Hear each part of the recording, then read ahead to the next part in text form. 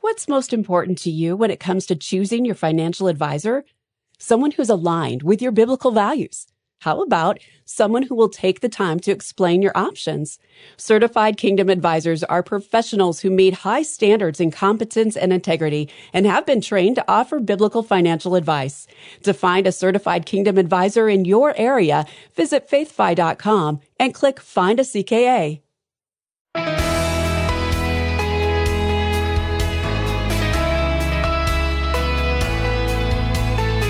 Owning rental property is like ordering pizza with anchovies. It's not for everybody. Hi, I'm Rob West. There's no question that a rental property can be a lucrative investment, but it's certainly not a passive investment like owning stock. Today we'll explore the pros and cons of owning rental property, and then it's on to your calls at 800-525-7000. That's 800-525-7000. This is Faith and Finance. Biblical wisdom for your financial decisions.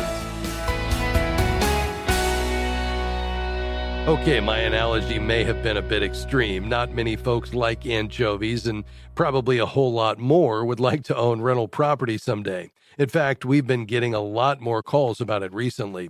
But my point is that owning a rental property is not for everyone. You have to know your limitations. Do you have the right temperament to be a landlord? You have to be actively involved with a rental property or pay someone else to do it. We'll get into that, but first, let's look at the pros of being a landlord. First, there's the income stream. A rental property provides rental income. That's the whole point. Now, if you're carrying a mortgage on the property, it will eat up your rental income, and it goes without saying that you don't want a negative cash flow. But having a positive cash flow is like having money in the bank, literally.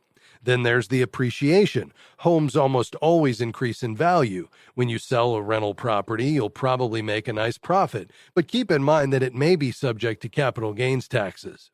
Next, there are tax breaks. The IRS allows you to deduct maintenance and improvement expenses and depreciation.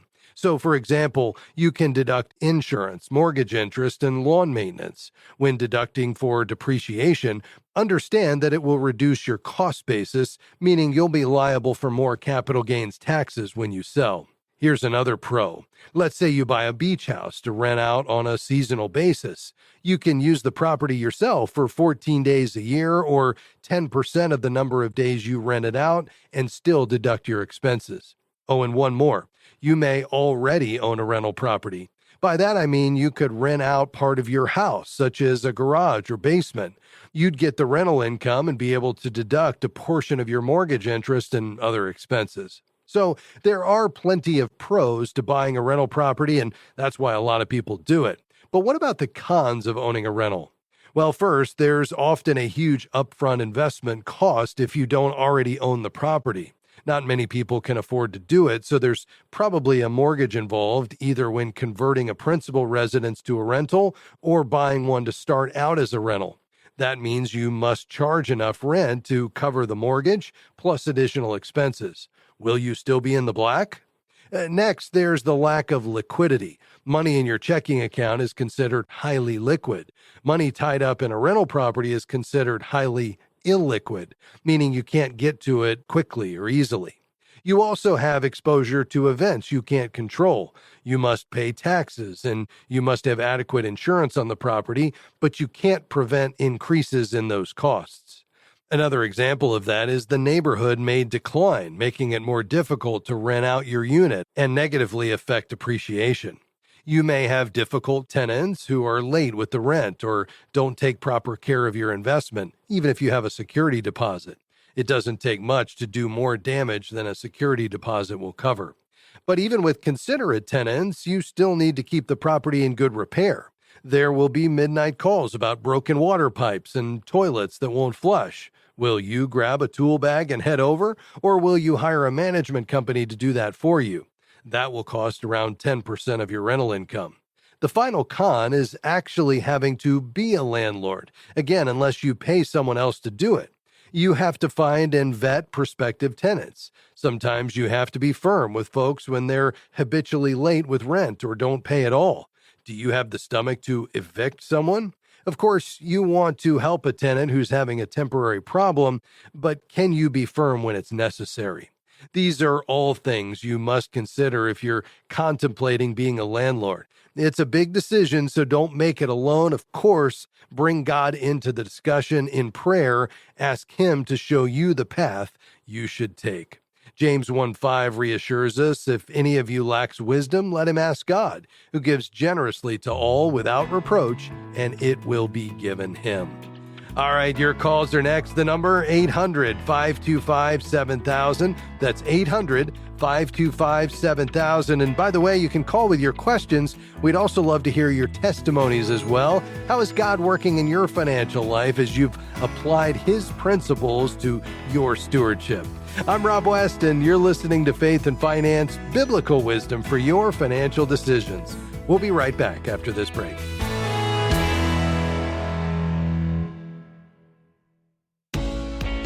What's most important to you when it comes to choosing your financial advisor? Someone who's aligned with your biblical values? How about someone who will take the time to explain your options? Certified Kingdom Advisors are professionals who meet high standards in competence and integrity and have been trained to offer biblical financial advice. To find a Certified Kingdom Advisor in your area, visit faithfi.com and click Find a CKA. Paying too much for health insurance? Frustrated by high deductibles and increasing premiums? There's a better way. Christian Healthcare Ministries.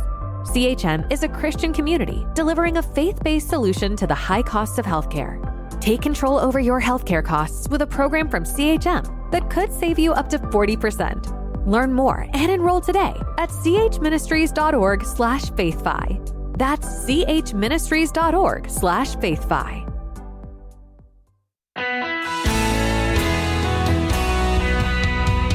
Thanks for joining us today on Faith and Finance. We're so glad you're along with us today as we help you apply God's wisdom to your financial decisions and choices. You know, as we think about our role as stewards, this is a really important responsibility we've been entrusted by the Lord. It all belongs to Him, therefore we're managers, and the goal is faithfulness, long obedience in the same direction as it relates to all facets of our lives, but that certainly includes our management of God's money. We want to help you get it right, and the only way we can do that is to look to Scripture to see those big themes of lordship and stewardship and generosity and contentment, and then drill down into the practical decisions and choices, realizing that our goals should be informed by our values. We shouldn't take our cues from this world. If we can't get stuck in the comparison trap. Comparison is a contentment killer. Instead, we need to start with the admonition of Scripture that money has the potential, despite it being a good creation from the Lord, to compete with our hearts for devotion to God. We can't allow it to do that. We see God as our ultimate treasure. Money is a tool to give and to provide and to enjoy and to even invest in ways that promote human flourishing and are a blessing to the world. We also make those practical decisions as we live, give, owe, and grow God's money. And so we want to spend less than we earn and avoid debt. And we want to set long-term goals. We want to have some margin or some liquidity. And we want to give generously because giving breaks the grip of money over our lives. Well, in all of that, I think we can find God's heart, but for each of us, it's a matter of on our knees saying, Lord, what would you have me to do? I can't tell you what your lifestyle should look like. I think that's between you and the Lord, but it should be an ongoing conversation, and we want to help you navigate those very practical decisions that you have each day in your financial life. So what's on your mind today? Give us a call, 800-525-7000. That's 800-525-7000. By the way, in the news today, there's debate on whether Social Security benefits should be taxed at the federal level, and that's coming up in election politics these days. While it's becoming less common for states to tax these benefits, 8 of them still do impose taxes on Social Security. Those include Colorado, Connecticut, Minnesota, Montana, New Mexico, Rhode Island, Utah, and Vermont. Now, the rate of taxation varies by state, of course, with some having more generous exemptions than others. Certainly probably not worth moving to a state that doesn't tax Social Security benefits, but still something that's important to know, and that, among other things related to economics and our economy moving forward, but also taxation, are going to continue to be hotly debated, especially as we move ever so swiftly toward November the 5th. But a lot to think about there. We want to get into your economy, though. What's going on in your financial life? That number, 800-525-7000. You can call right now. Let's dive in. We're going to begin in Georgia today. Hi, Deanne. Thanks for calling. Go right ahead. Well, thank you. My goodness, it's wonderful to talk to you. I listen to your program regularly and have learned so much. Well, that's great. Thank you, Deanne. Anyway, this is my question. In mid-April this year, I received an email from AT&T informing me of a data breach which could have exposed some of my personal information. They offered a free year of credit monitoring and identity theft detection. Then the first week of May, I received a letter in the mail from AT&T detailing the same information. I have not yet signed up because I'm concerned the email may not be genuine. How can I determine if the email is genuine? Yeah, it's a great question. There was a data breach that affected AT&T customers, and I got the same letter. My mom did as well, interestingly. But you do have to be careful about fraudsters that are piling on something legitimate and using it for nefarious purposes. So AT&T, as a result, is advising customers, and this is just good information, to never give any personal information through a text, a phone call, or an email. I will say, though, that on the heels of a data breach, I think that is the time to take advantage of these, free credit monitoring services. Typically, I would say, until you've been the victim of such an event, probably not worth paying for that kind of service unless you just have, that available in the budget and it gives you added peace of mind. But there are, most of the things you need to do just as a best practice on an ongoing basis, you can do without paying for it. That would include changing your passwords regularly, signing up for two-factor authentication, keeping your operating system up to date, monitoring your accounts and credit reports to be, vigilant, looking for signs of scams, freezing your credit, also free, where you put a PIN number on each of the 3 credit bureaus. Those would be the types of things that you can do without any cost. But in the event of a data breach like this one, I think signing up for this free credit monitoring is a great way to go. One of the things you can do is just go directly to AT&T.com and review AT&T's fraud page. They have a web page that they've set up for this, and you can just verify that the credit monitoring you're being alerted about is in fact the one that's legitimate and that they are going to pay for. But I would advise you in this case to go ahead and take advantage of it. I think it's a good move for you here, as you think about protecting yourself in the future. So, Deanna, it looks like you were not able to hold and we were disconnected, but hopefully you're listening to me right now. And again, att.com if you have any questions. But I would say the data breach is accurate related to AT&T. I would advise you to take advantage of the free credit monitoring and just use this as a great reminder and a time to check that you are using some of those best practices that I mentioned. Thanks for being on the program today and for your kind remarks. We're grateful. To Texas, hi, Quentin. Thanks for calling. How can I help? Rob, thanks for your time. Sure. Just had a question about the guaranteed rates, be it high interest savings or short-term CDs versus, say, a mortgage rate that you locked in 2021. So a lot of people are like in the 2s. Yeah. And I know there's a lot of strong feelings on that balance, but how do you feel about that, especially if someone doesn't have any additional debt? So just making more on your savings versus paying down your low interest mortgage. Yeah, Thanks. I mean, I think, first of all, it's a conviction matter. A lot of folks that I talk to on this program who are Bible-believing Christians, they read the scriptures, they see the warnings around debt, and they just have a conviction to be debt-free. And I would say if that's you, then I would say pay off that debt and don't look back. Now, I would not be one to say that borrowing is a sin by any means. And I think in this case, where you have the collateral to pay it off, you're not overextended, you're not presuming on the future, I'm completely fine with you hanging on to it. Now, the issue of paying off the low interest rate mortgage versus investing it with a guaranteed return higher makes all the sense in the world today. The key is, though, that we're enjoying some higher than average interest rates right now, at least over the last 20 years. So I think these are temporary. I think you are going to see these rates coming down. And so the question is, can you, without taking on additional risk, continue to outperform even your low interest rate mortgage after taxes? You probably can for the foreseeable future. You probably won't be able to over the next 10 years. It would involve you putting that money to work, which means you're risking it. But even then, you could probably outperform a 2.5% interest rate with a good diversified investment strategy. So apart from a conviction to be debt-free, in the context you're describing where this is your only debt, I'm completely comfortable with it if you are. It's a great question. Thanks for your call today. All right, a quick break and back with much more, including your questions. Call right now with a financial question, 800-525-7000. We'll be right back.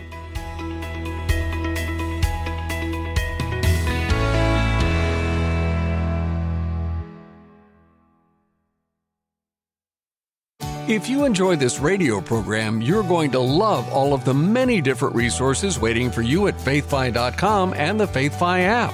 You'll find powerful wisdom, free podcasts, articles, videos, and more from leading voices such as Randy Alcorn, Howard Dayton, Ron Blue, and our own Rob West. Grow in wisdom and knowledge by connecting with a community of thousands of Christians striving to be good and faithful stewards at faithfi.com or by downloading the FaithFi app. If the heavy burden of debt is robbing you of freedom and peace of mind, Christian Credit Counselors can help. We're a nationwide nonprofit credit counseling organization that has helped over 300,000 individuals in the last 27 years get out of credit card debt 80% faster while honoring that debt in full. To learn how Christian Credit Counselors can help you, visit ChristianCreditCounselors.org. That's ChristianCreditCounselors.org or call 800-557-1985.